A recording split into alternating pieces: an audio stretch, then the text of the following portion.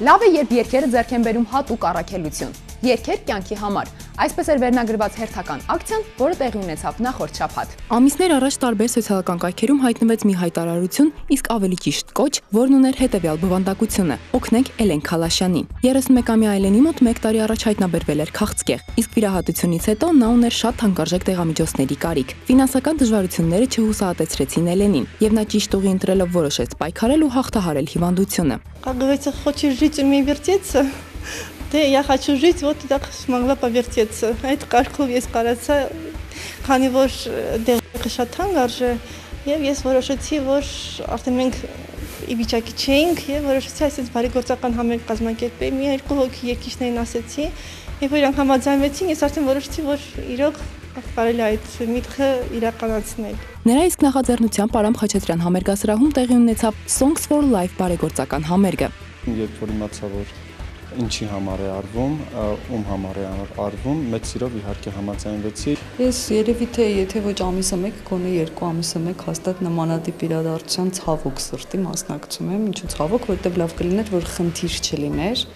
ինչի համար մենք չհավաքվենք բարեգործական, բայց կրկին կա խնդիրը եւ կրկին մենք պատրաստ ենք աջակցել ինչով կարող ենք։ Իմ պարտն եմ համարում անպայման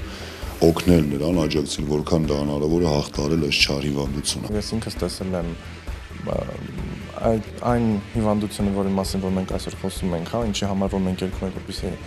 Էլենը բուժվի, որպեսզի մենք կարողանանք գումար հայթայթենք նրա դեղերի համար, դա իմ ընտանիքում էլ է եղել։ Այդ պատճառով, եթե նմանատիպ ինչ-որ իրադարձություն ունեմ, ես աշխատում եմ հնարավոր ինչապ աջակցություն ցուցաբերել։ Ես համոզված եմ, որ յուրաքանչյուր գործի շուրջ, երբ որ համախմբված են բարի մարդիկ եւ արվում է բարի գործ, անպայման պսակվում է հաջողությամբ։ Տա Աստված, որ այս համերգը ինչ-որ բանով օգտակար լինի իրեն, որպեսզի նրա բուժումը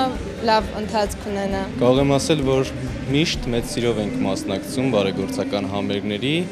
անկախ ամեն ինչից, եթե անունը բարեգործական է եւ